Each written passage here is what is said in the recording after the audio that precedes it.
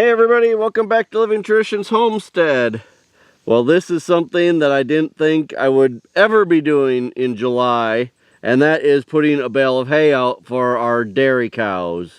We've been talking with you guys on and off about the weather and how dry it is, how hot it is. And you guys, it's just gotten worse and worse and worse.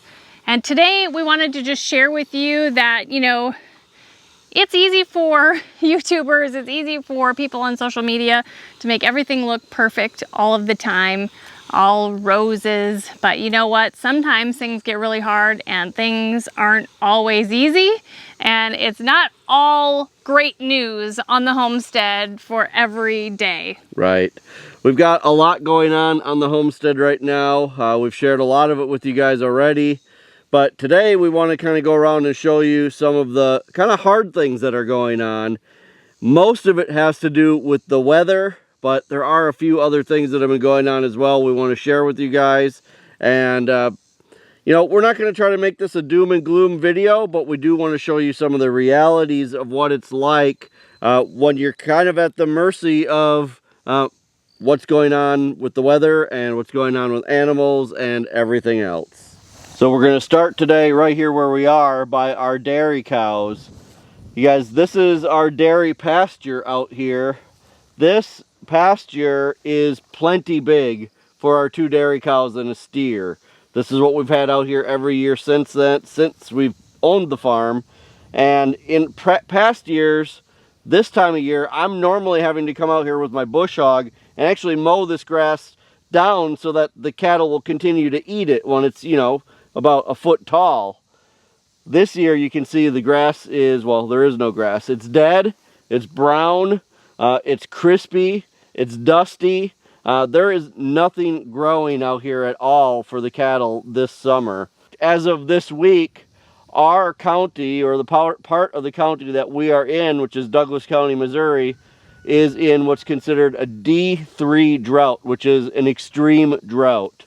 It means that we're 12 to 15 inches below normal on our precipitation. You guys, that's huge. It is affecting everything that we do around the homestead.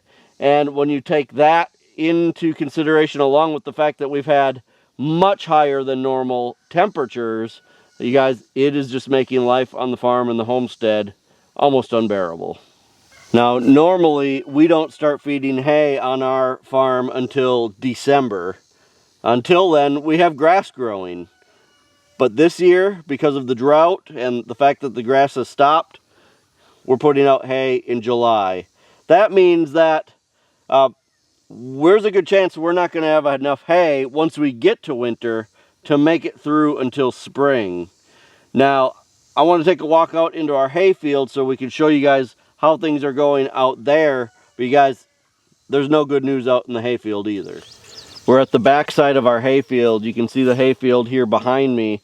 I know I showed you guys this in a video a couple weeks ago as well, but basically we cut our hay. Our first cutting of hay was in the beginning of June, and the grass hasn't grown at all since we did that first cutting of hay. It's exactly the same height now as it was the day after we cut hay 6 weeks ago or whatever that was. Basically what this means is by this point there's no way we're going to get a second cutting of hay this year. We normally do our second cutting of hay at the beginning of September. We might be able to push that a little bit later if we needed to, but you guys, the fact that it hasn't grown at all means that there's a slim to no chance that we're going to get a second cutting of hay this year. What that means for us and for a lot of other farmers in our area is that there may not be enough hay to get through the winter. We got a first good cutting of hay, but like I said, we normally don't start feeding hay until December. The fact that we're feeding hay in July, even though we probably won't feed as much right now as we would in the winter, every bale that we have to give the cattle before winter is a bale that we can't give during the winter. And you guys, we're going to probably have to make some hard decisions when we get to that point in the winter about either downsizing the amount of cattle that we have, or I don't know what we're going to have to do. we're gonna have to take it day by day. But we were hoping that this would grow at least enough that even if there wasn't enough to bale, we might be able to turn the cattle out here for a little while in the winter or in the late fall so that they could at least graze this down and take advantage of what's here. But you guys, like I said, it hasn't grown even a ½ inch probably since we cut hay 6 weeks ago. So unless the rain starts falling every single day, that's just the reality of how it's going to be here on the farm this year. Well, you can see behind me, this is our herd of beef cattle, and they are on the very last paddock of pasture that we have for them. You guys, this back here should be lush and green and just filled with just tons of grass. Instead, it is completely brown, it's completely dead, and you know, they can eat this. This is all edible for them, but they are surely not happy about it. And they actually have been telling us about it, that they want to move somewhere with green grass. They're going to eat it, they're going to survive, but they're not going to like it. But this is pretty awful for them. We've never seen anything like it. The pond up here is completely dried up now. No water. They do have a water tank down here, so they have plenty of water to drink.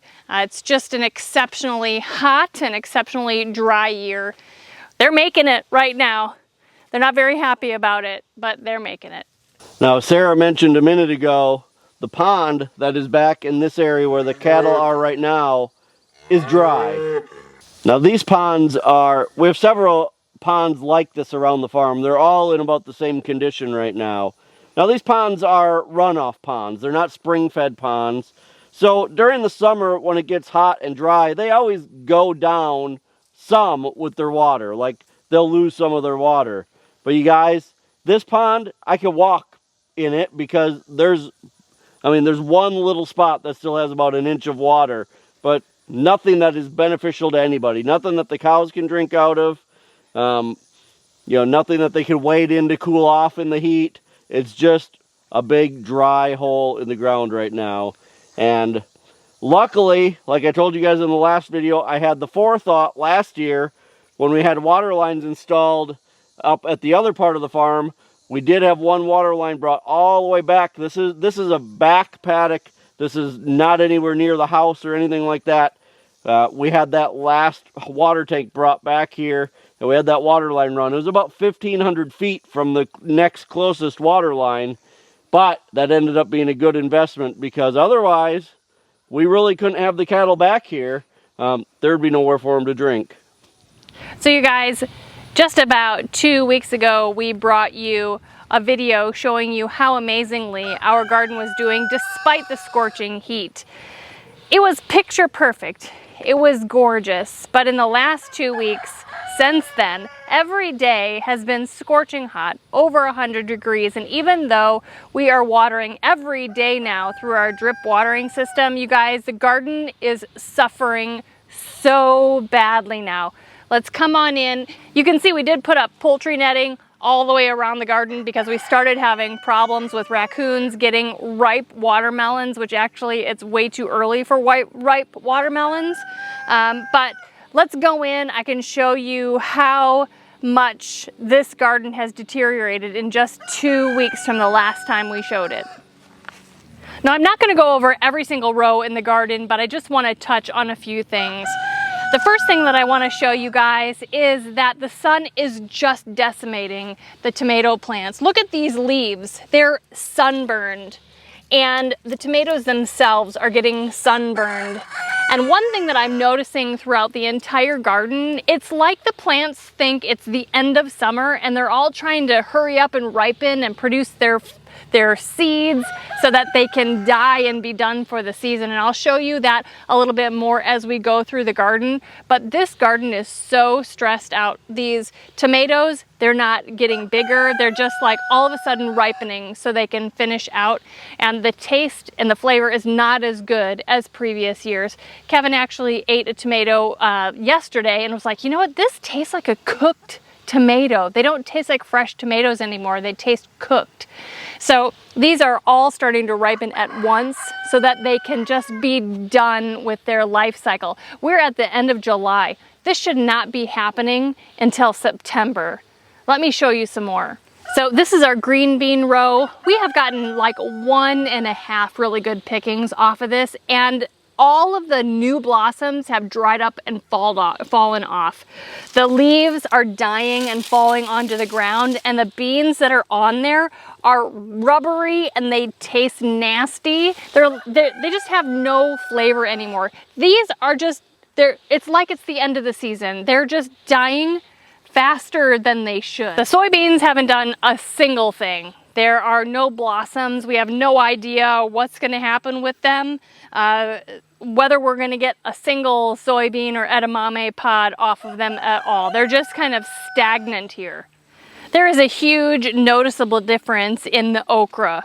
These okra plants in previous years have been taller than me by this point, and they've just gotten tons of okra pods. But at the end of the season, normally they get a big bunch of okra pods and flowers right at the top. It's like in September or October, they decide they're done and they produce just like a big bunch of okra flowers and okra pods.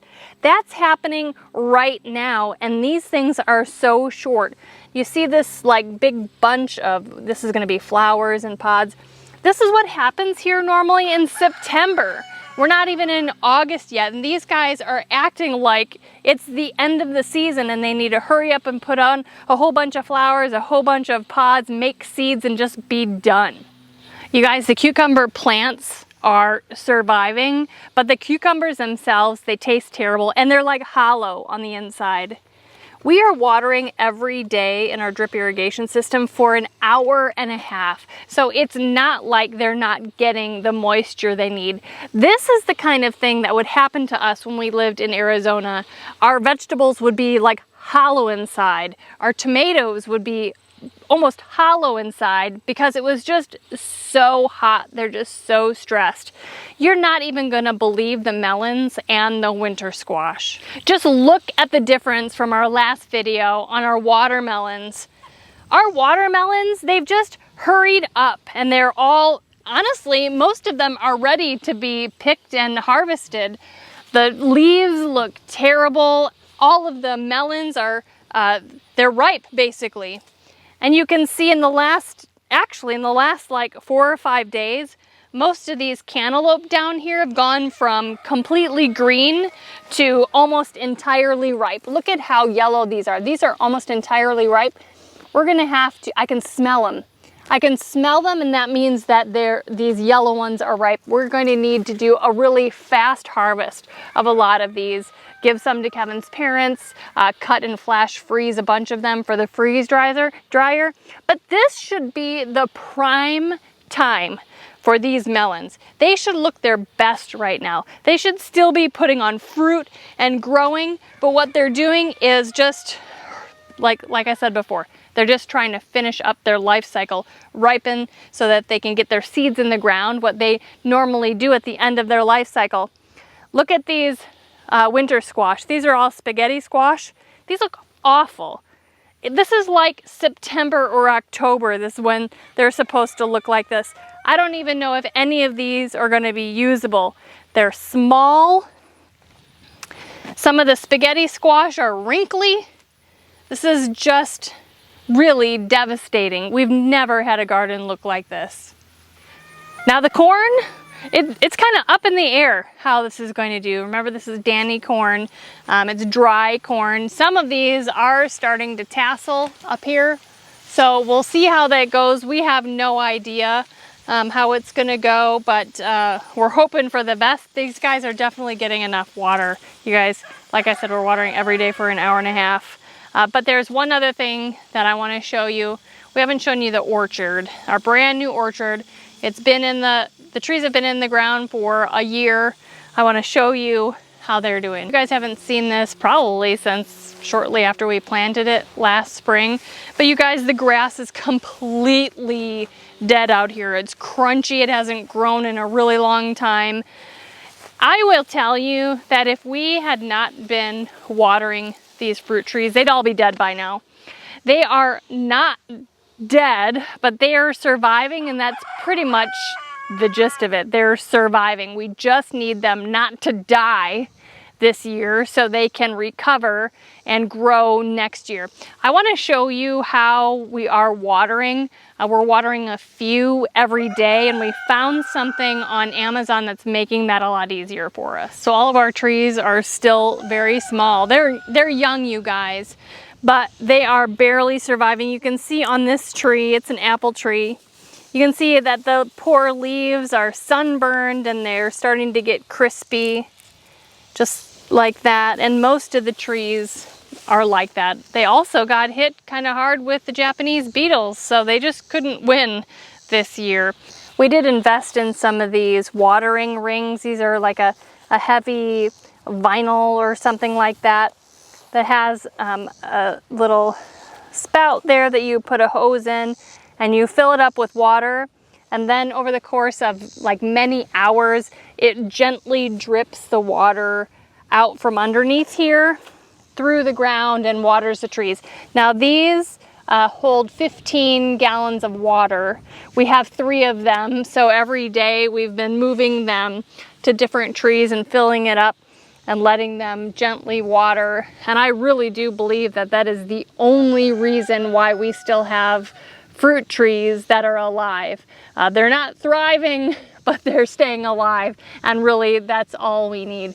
Some of them look better than others. We may still have 1 or 2 that die, but we're just trying to do the best we can, you know, with everything around here under the circumstances. The last thing we want to show you here at the farm property before we head back to the homestead is inside the greenhouse. Now, with everything that's been going on outside with the heat and the drought and everything else, the one kind of silver lining has been the greenhouse. The plants in here have been thriving. They've been doing amazing. I think because we have the shade cloth on, and that doesn't really lower the temperature, but it takes the intensity out of the sun. And then, you know, we have the irrigation system, so they're getting plenty of water, and even though it's hot, they're being protected from that intense sun. So we've been super happy with the way things have been going in the greenhouse. But then, this week, something different started happening in the greenhouse. Had nothing to do with the drought, nothing to do with the heat. Instead, we've had something coming into the greenhouse in the middle of the day and eating some of our plants. You can see these are our sweet potatoes, and almost every leaf has been eaten off of these sweet potatoes. Now, we don't know exactly what it is. I highly, highly, highly suspect that it is a groundhog. We've seen a groundhog around.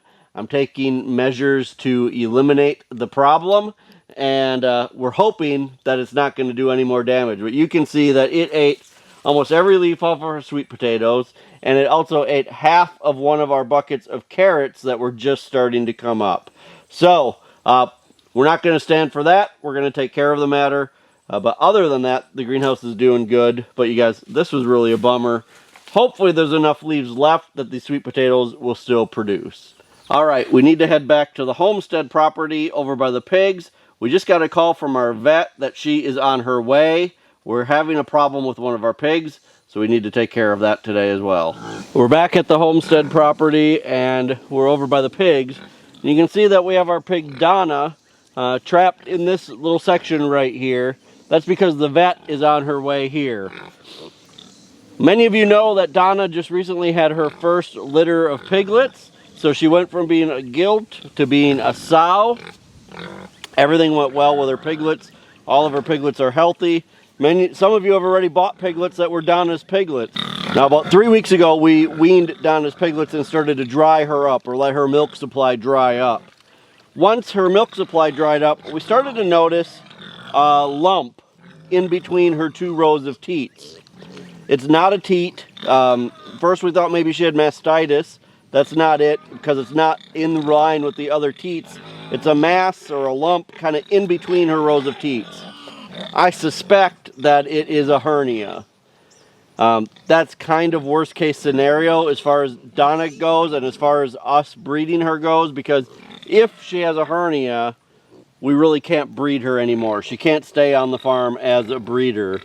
I'm hoping that the vet will get here and tell us something different, but I really do suspect that that's probably what's going on with Donna. Is your fence up at all? sweetie? Her name is Donna. Donna. Yeah. I'm sorry. No, you're all right. Yeah, I was hoping Let's she get her would. some feed. Kevin, right there.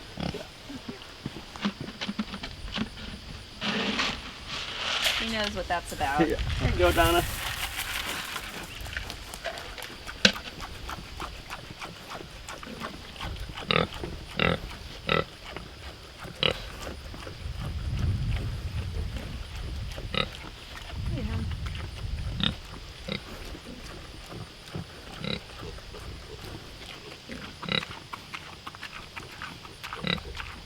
Yep, that's exactly what that is. Okay. So what she has going on is an umbilical hernia. Essentially the body wall has a line down the middle of it, and that can get weakened whenever they have litters. Okay. So hernias can either be genetic, environmental, or situational. Okay. And in hers, because she didn't have it before, I'm thinking it was probably situational. So Okay. that extra pressure of having that litter caused that body wall to weaken. Okay. Unfortunately, options for here, you know, that hernia is probably, the opening is a couple inches Right. wide, which is pretty significant. Right. If she were to have another litter, that could open up further. Right. The contents of the abdomen, it can go down in that hernia, Right. Yeah, I've cause seen problems. pictures of them being. Yeah. I had 3 hernias repaired a few years ago, so I know what Yeah. she's going through. Exactly. Now, you know, we have repaired hernias before, but on younger critters, Yeah. and I think the chance of failure of trying to do it surgically and something And they're like this breeding is her pretty again. I big. mean, yeah. Yeah, so the risk of breeding her again is that hernia gets bigger. Okay. You know, because it happened later in life, I think that, you know, genetically, I think that her other pigs, unless they're showing, her piglets, unless they're showing signs of hernias, they're probably okay. It probably was just individual for her. Okay. But other than that, she looks really nice and healthy. Yeah. Did you want to check that her piglets? to see Yeah, if there's can we? any- While Yeah, you're here, we absolutely. can check the piglets. Did you need anything else checked out on her? I Or is I don't think so. I mean, I think Okay. that answers.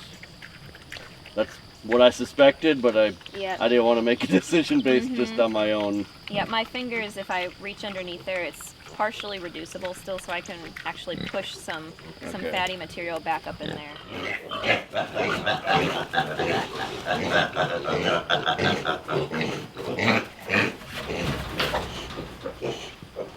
Don't feel anything on that one. Okay. I don't know. Put her up there then.